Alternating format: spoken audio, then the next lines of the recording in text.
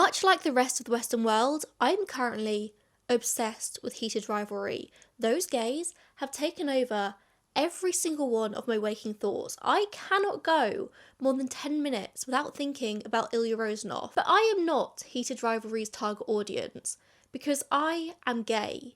A gay woman at that. Yes, it's a TV show based on a book about gay men. You might assume that gay people, gay men, if not gay women, are the intended audience here. But you would be wrong. This is a story about gay men, written by a woman, marketed primarily to straight women, and yet it has completely consumed me, a gay woman, a lesbian. So what does that mean? Why is heated rivalry having such a moment right now? And I think to unpack that, we need to separate three things here: the book, the show, and the culture around it. Is this gay love story a good thing for the gay community or a bad thing, or is it just net neutral? Do all gay stories have to be written for gay people? Now, I have written myself an outline for this script, but it's mostly just going to be a stream of consciousness, me exploring my complicated feelings around all this, so strap in, get ready. I'm going to talk at you. I'm going to talk about gays and books, which is pretty much all this channel is about, so if you like that, subscribe, I suppose. Section 1, Heated Rivalry, the book. Despite what it may seem with the recent popularity, Heated Rivalry is not a brand new book release. It was actually released 7 years ago in 2019 as the second in Rachel Reed's Game Changer series. And the premise of the book is fairly simple. Shane Hollander and Ilya Rozanov are professional hockey players who the press have pitted against each other since day one.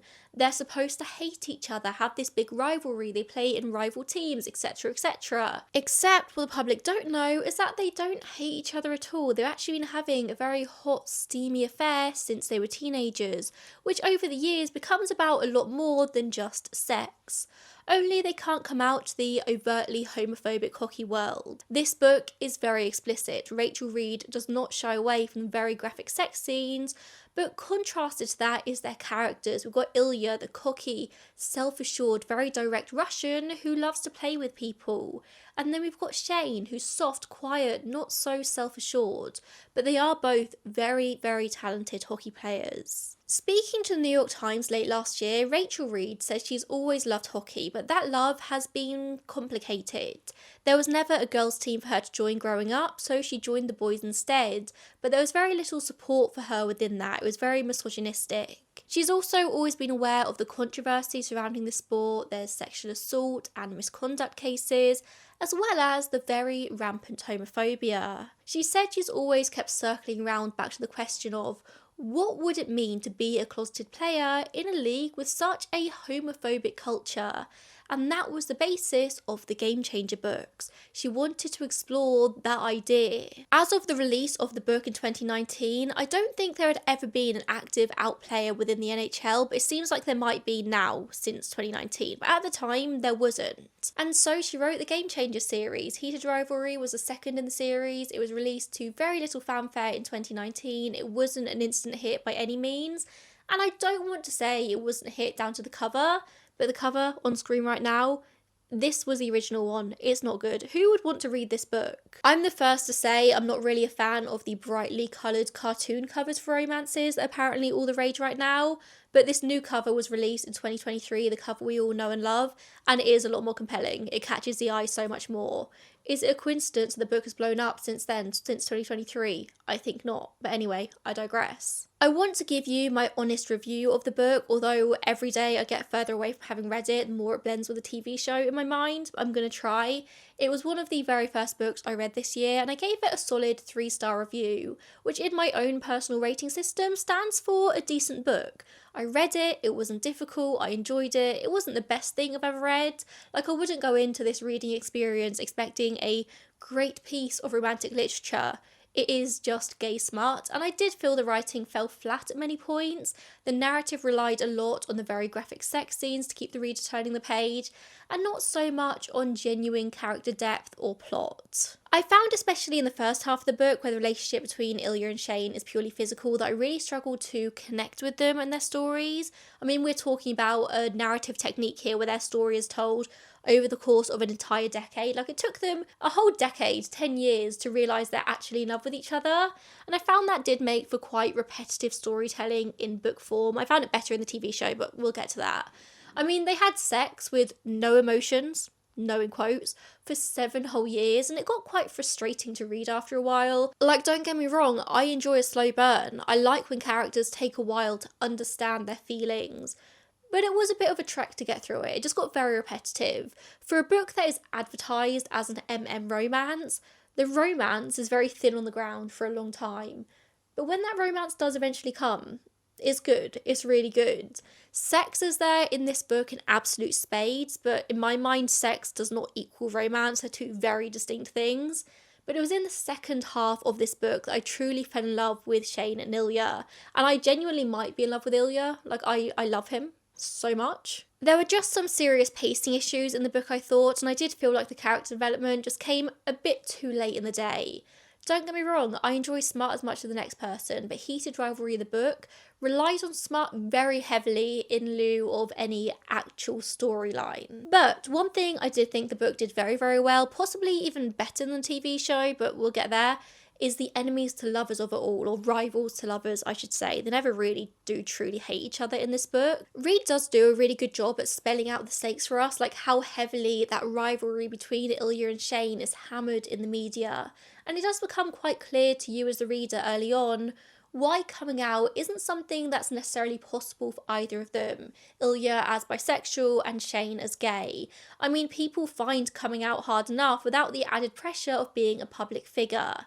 However, one big criticism I did have with the book was the very limited discussion of the fact that Ilya is Russian, because in real life that would also be a very big factor at play here. And sure, it is spoken about very briefly, the fact that Ilya's Russian isn't ignored, but being queer in Russia is a really big deal. It comes with severe legal, social, physical risks, and LGBTQ plus people in Russia live in fear. There are no legal protections for queer people in Russia, and there are very strict gay propaganda laws prohibiting anything promoting queer relationships, including just being visibly gay. As somebody who is very activist minded, somebody who pays attention to these things, because I think you have to when you're part of the community, I was kind of disappointed by how that was handled in the book. It just felt like a very small part of the reason why Shane and Ilya couldn't work, whereas I think in reality it would have been a much larger part, especially because Ilya played for his country, he played for Russia. I haven't read Rachel Reed's sequel yet, I think it's called The Long Game, which is a continuation of Ilya and Shane's story. Maybe it's explored more in that. It's not really relevant because I'm talking about Heated Rivalry, the book here. I felt like that should have been a bigger part of it. I feel like she touches on it, but Reed sort of gets scared to maybe fully delve into how that might have affected Ilya. Instead, just focus a lot more on like the rivalry and how that would affect them in the media rather than like Ilya not being able to go home, which again is touched on. I just felt like it wasn't done justice. Saying that, there were definitely things that really worked with the book. The chemistry between the characters, I really liked the banter, I really liked that it showed emotional vulnerability between men, if they left it a little bit late in the day. The book let men be soft and dramatic and romantic, and I think at the end of the day, that is why straight women have fallen for this story. I don't think it's because they're deep gay allies. I think that this is a story that centres male emotional intimacy, which is something that women crave in their partners, and it's something which mainstream media often refuses or forgets to show. In real life, a lot of women don't want rough, manly men. They want softness, they want somebody they can be vulnerable with, they want somebody they can live life with. And it's not lost on me in reading a lot of gay and lesbian romance books that I felt like Ilya and Shane were written much more akin to lesbians than gay men. Obviously, they are men, but they felt inherently more feminine to me in their emotions. They felt like men written by women. People will go feral over these soft men, they'll go feral over gay romance, but then also have zero interest in reading sapphic romance. And this is where I'm going to tell you to read sapphic romance, because if you loved Heated Rivalry, you will love pretty much every sapphic romance novel ever written. Ilya and Shane are written like lesbians. I'm just going to say it. But I digress. This is a book about gay men, no matter how lesbian coded they feel to me personally. And this is where my feelings on this get very complicated, because Rachel Reed is not a gay man. Now, I have made a whole video in the past about whether straight authors should write gay characters. I'll link it down below. I'm not going to rehash all of my feelings around that again. But my overall thoughts came down to this. Of course, straight authors can write gay characters as long as they're willing to put in the work to learn about the community, to do the stories justice. Because straight life is not the same as gay life. It's just not. There are aspects of my relationship that I speak to straight people about, and they look at me like I'm an alien. They look at me with deep confusion. I think a lot of the time, not all the time, but a lot of the time when straight people are writing gay relationships, they write them the same as straight relationships because the goal at the end of the day is equality. You want things to feel the same. You think that by writing a gay relationship the same as a straight relationship, you're just treating them equally. And I see that, I see why people would do that. But at the end of the day, that's not the case. That's not how the world is. And gay relationships are inherently different. Even if legally, socially, politically, straight and gay people are on an even level, there are still inherent differences in the relationship just because of the different connections between men and women and women. It's the matched lived experiences. I always say that my favourite thing about being a lesbian is that my wife understands what it is to be a woman. And that's probably the same for gay men. I can't speak for gay men, I'm not one, but there are just inherent differences, and I do feel like a lot of the time when straight people write gay relationships, they're trying to write them as equal, thinking that's doing them justice. But that's not always the case. I think it's one of the main reasons that when I read a gay couple written by a straight author, things just always feel just ever so slightly off. Not necessarily bad, not like horrible, but it doesn't quite ever capture the feeling of what it is to be queer. I mean, even me as a lesbian, I'm married to a woman, I would still have to put in the work to write a gay man. Even though we're part of the same community, our life experiences aren't the same. So Rachel Reed, not a gay man. I'd seen a lot of people online saying that it's okay because she's bisexual, that her husband is bisexual. So I did put in a bit of research, and the only solid information I could find around her sexuality was an interview she did with Out magazine in January, so like 2 months ago, a month ago, in which she said that she's seen the speculation about her sexuality and members of her family, and that she doesn't talk publicly about her personal life. But she does acknowledge that she isn't a gay man, nor is she a bisexual man, and said that she doesn't think that the people she's attracted to at this stage in her life give her any kind of credibility to write about gay or bisexual men.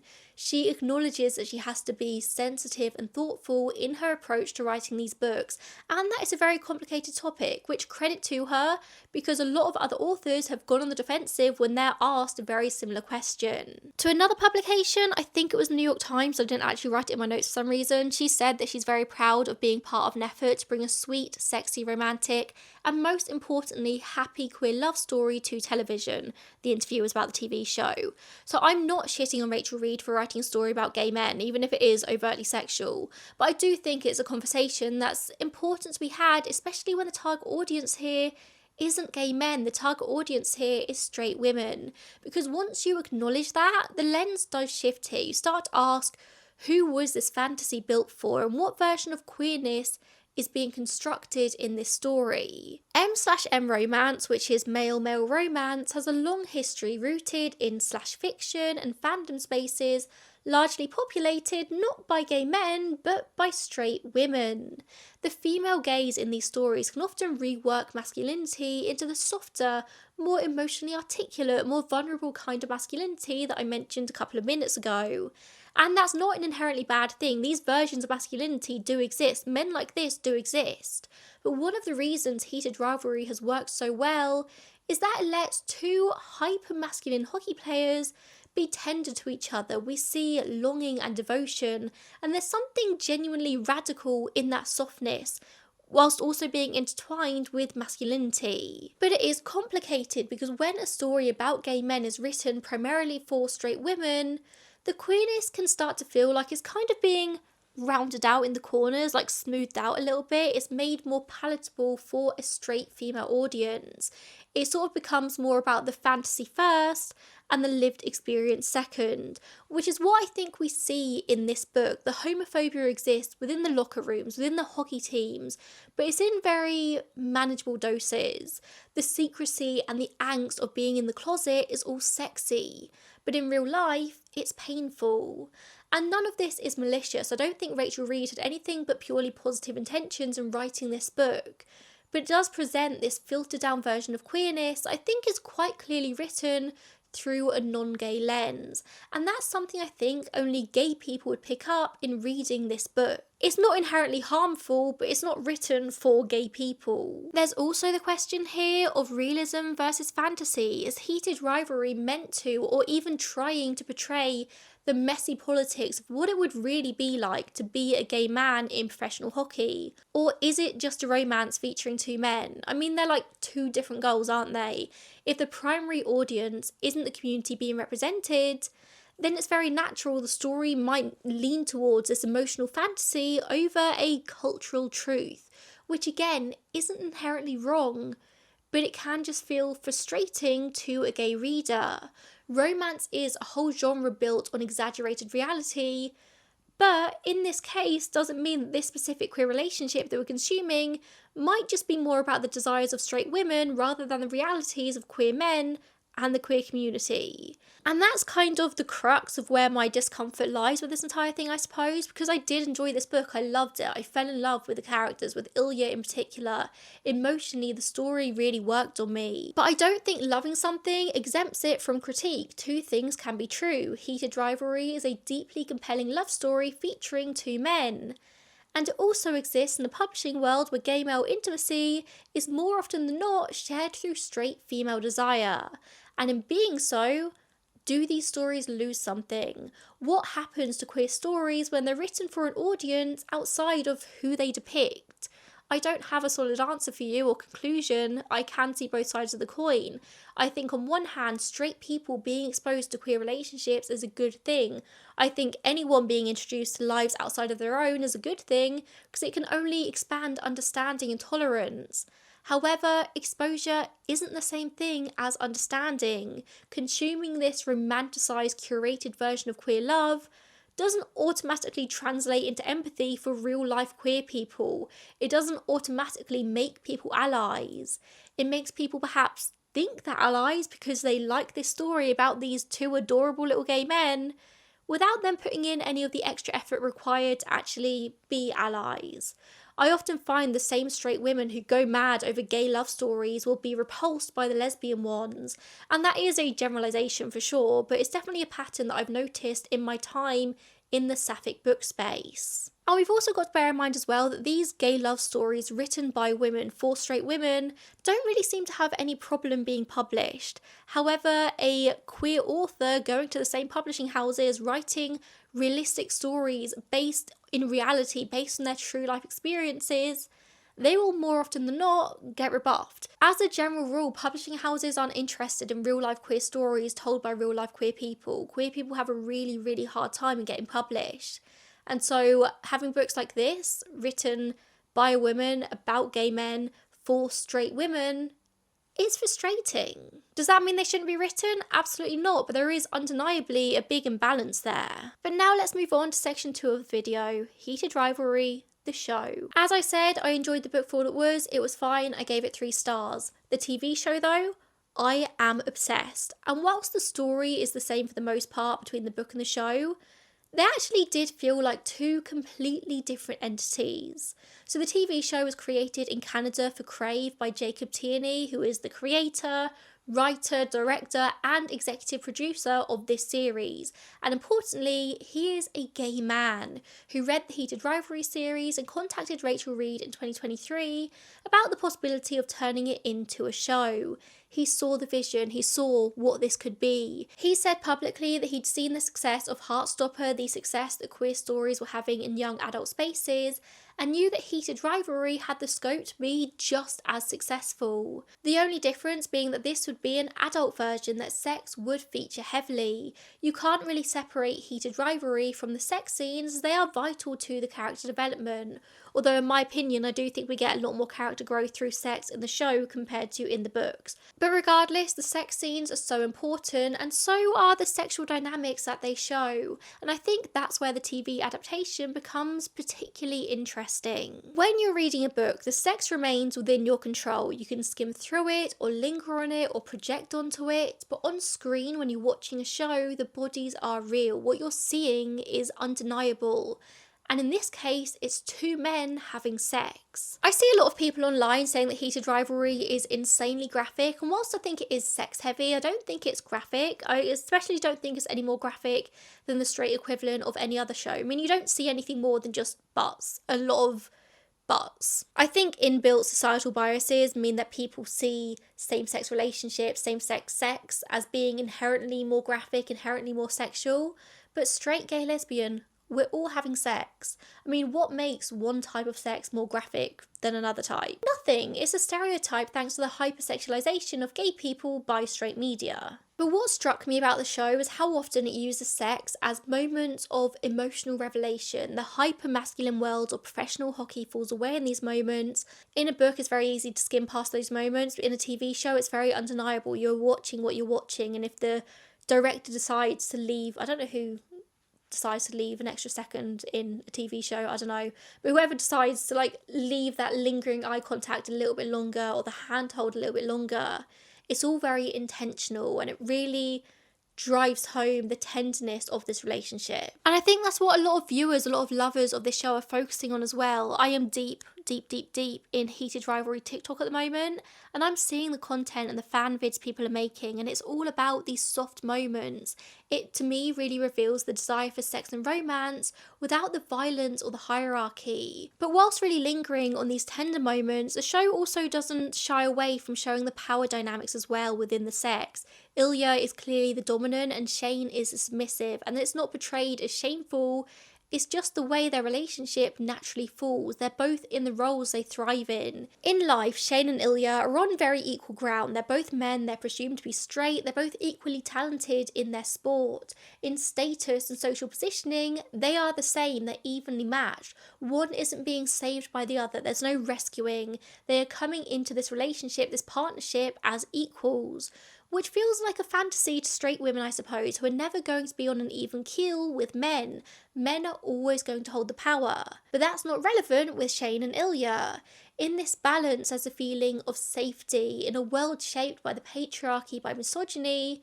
That's something that's never going to be afforded to women in any straight relationship. The power dynamic is always going to stand. Even in the healthiest of straight relationships, under the patriarchy, heated rivalry is escapism. It shows that you can be complete equals with somebody. And I really do think that is the crux of the matter as to why so many women are so obsessed with this relationship. I also think the TV show addressed a lot of the problems that I had with the book, and I feel like a lot of that is down to having a gay man, Tierney, at the helm.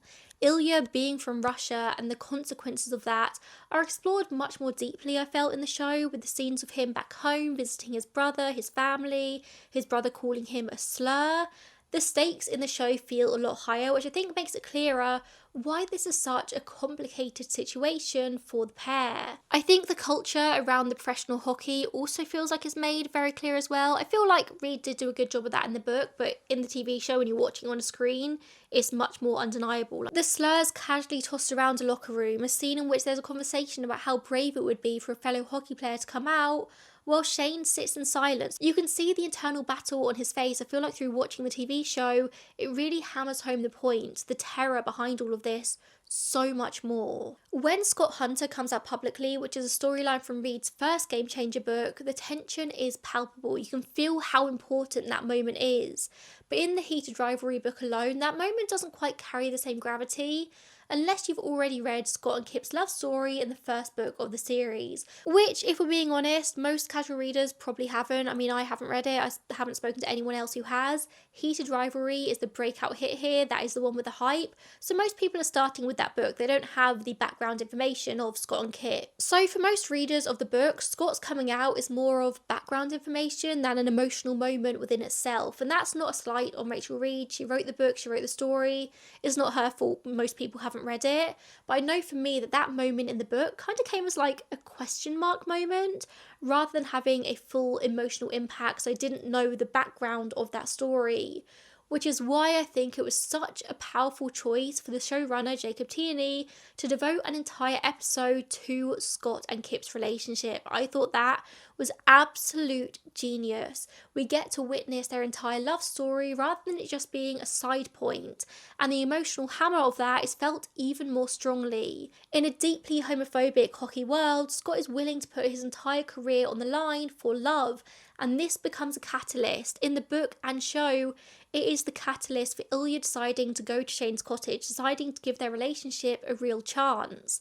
But in the wider context, it also would have inspired many other young gay hockey players, professional or not, to also maybe not come out, but to admit to themselves they are who they are. I could be wrong, but I think this is something that only a gay showrunner would have thought to do. Somebody who knows the importance of these moments, who knows the importance of what representation and visibility really means.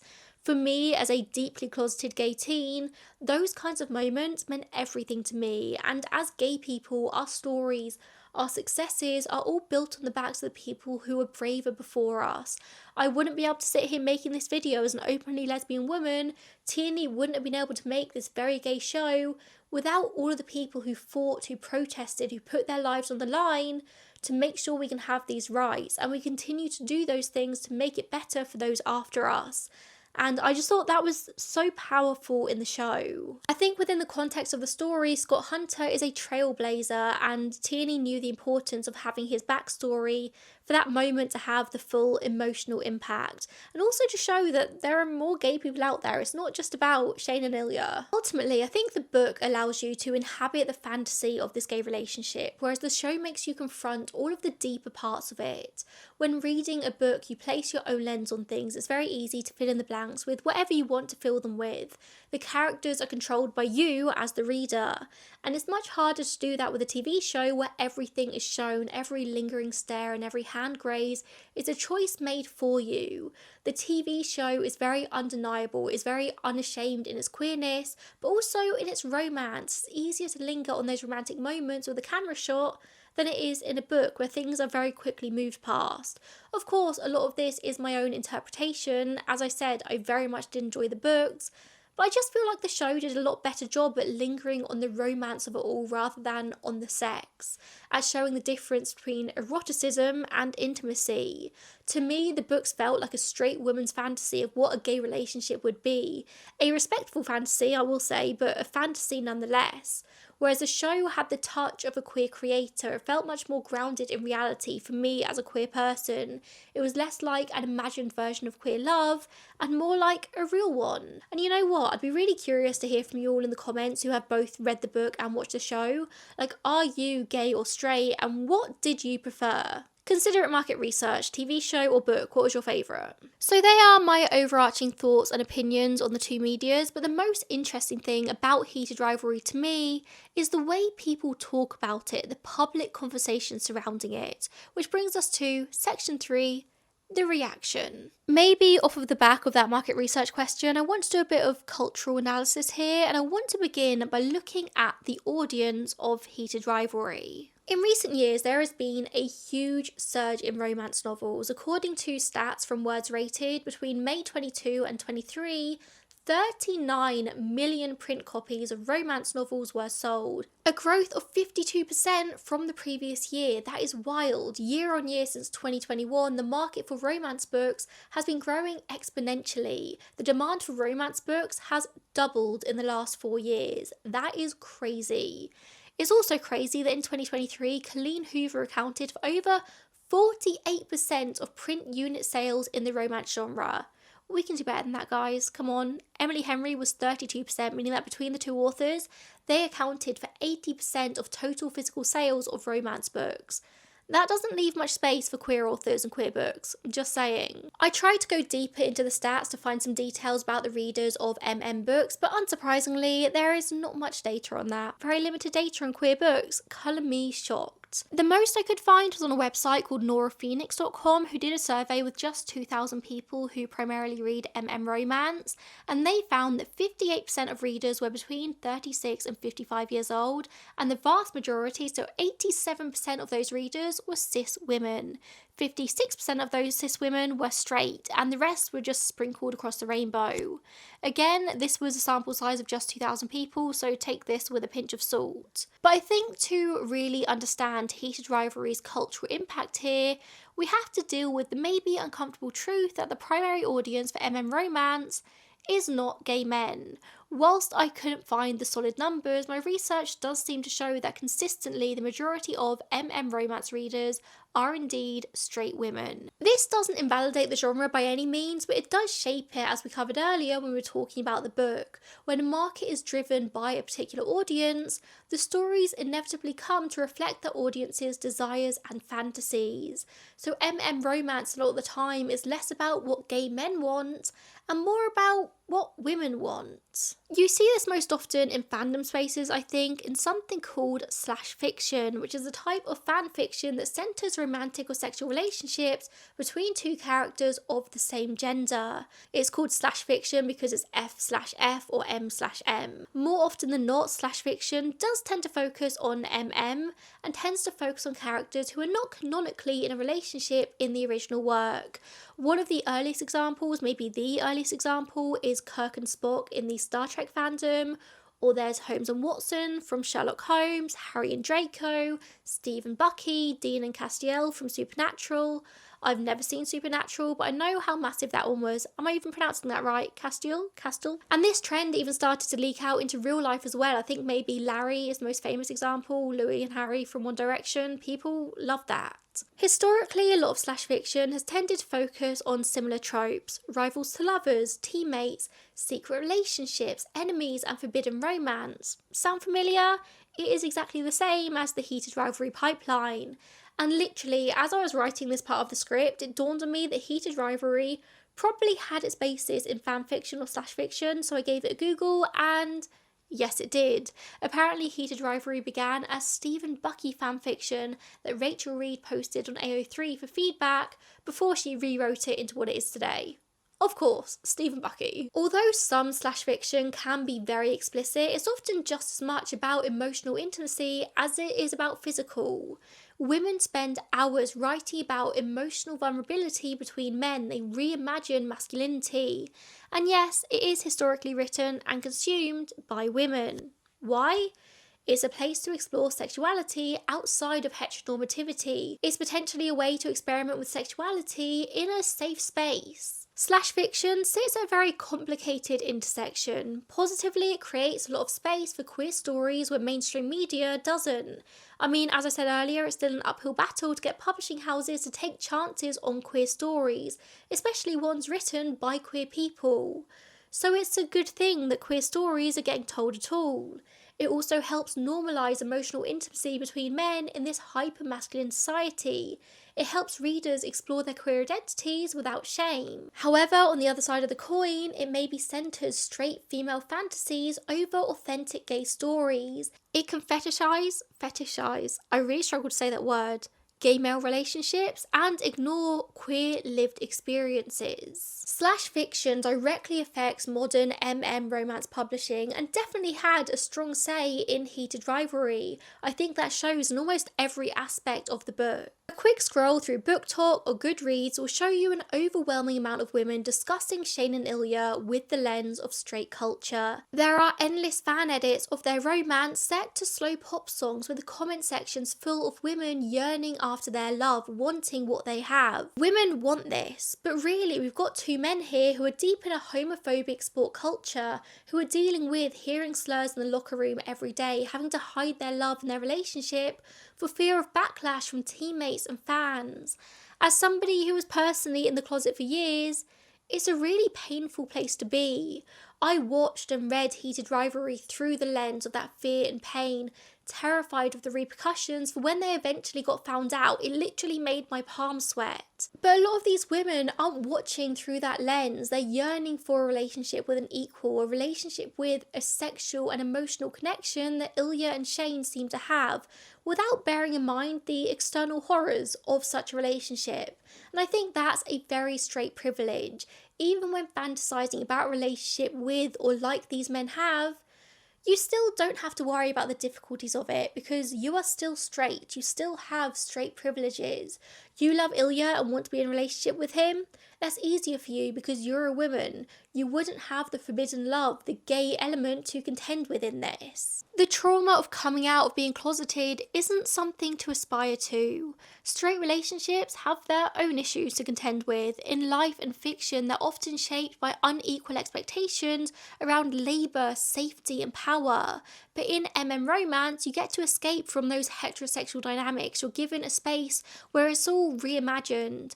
Conflict still exists, there's always some sort of conflict to push any sort of romantic narrative forward, but they aren't centred around misogyny. In reading something like Heated Rivalry, it's a relief for the reader. It's a love story unburdened by the scripts of normal relationships. In a world where incel culture seems to be growing, where men are going on podcasts holding women solely responsible for declining birth rates, where men in power are actively trying to remove women's rights with fascism on the rise, women are in a very precarious situation right now. Finding romance, finding the right man seems to be more difficult than ever. Or maybe not more difficult than ever, but I think social media has made women more aware of what behaviour is and is not acceptable from men, from a potential partner. For decades, for centuries, women have been on the back foot. But then we had the feminist revolution, we got more, we started to have more power. And now powerful men are trying to take that power away again. Red pill commentary is everywhere you look. A loud minority of men are actively calling for the women's vote to be taken away. The stakes feel really, really high right now. And reading silly little love stories where men are soft and tender and vulnerable and in love with each other feels like a safe space, does it not? I really don't think there's anything inherently sinister about Heated Rivalry and the romance it portrays. I loved it. I love those silly little gays with all of my heart. But I think it's important to look at this through the lens of queerness as well and to be aware of the potential dangers of this. I've seen teenage girls on social media beginning to ship real-life hockey players. It's one thing to obsess over fictional gay characters, it's another thing entirely when that energy spills over into the real ones. It's women projecting queer narratives onto straight men for entertainment who are already in a toxic culture. Despite the cultural impact of the show, there's still only one male player who's ever come out publicly within the NHL. And this isn't a culture only seen in ice hockey. This stands for the vast majority, if not all, of male-dominated sports. Off the top of my head, I'm trying to think of a single out gay male footballer, but I can't think of any. I'm sure there are a couple, but it's definitely not common. Which is crazy when you compare it to women's football, where you're going to find more lesbians than straight women on any given team, thanks to the more accepting culture. Imagine what could be if men's sports took the same approach. The narrative around all of this is a very tricky situation for me as a lesbian woman. I'm torn between being happy that this gay romance storyline is being seen by the masses. I do think there's a lot to be said for straight people being introduced to a gay love story like this. That whilst it is still very erotic, is tender and sweet and romantic, it normalises gay love, and you'd hope that that would expand the market for more queer stories, especially queer stories that aren't about tragedy, that are just happy. I think that is truly a really great thing. I saw a comment on a TikTok fan vid, and I so wish I'd screenshotted this, so you're just gonna have to trust me on this, in which a gay man was voicing his discomfort with some of the comments on the video, which were deeply sexual, deeply objectifying, and an apparently straight girl replied to his comment, telling him to go away. This story about two gay men isn't for him, and I think that just about sums up my discomfort with this all. It's queerness told for straight people. Gay men weren't at the centre of this story when it was being written, straight women's fantasies were.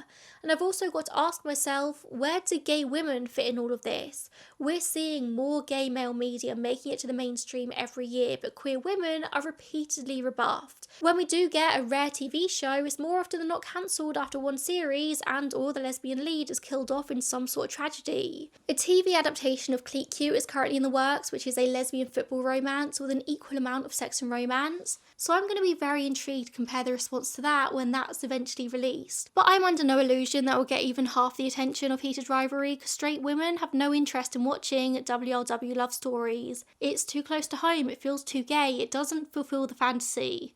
So men will end up on top once again. I think as a lesbian watching Heated Rivalry, I'm in quite a unique position because I'm not a straight woman fetishising gay men.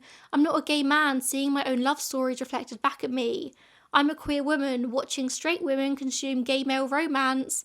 And it just raised a lot of questions for me. A lot of questions, but not that many answers. I think even though Heated Rivalry wasn't written for me, I still found myself in it. I felt Ilya and Shane's love story through the closeting and the fear.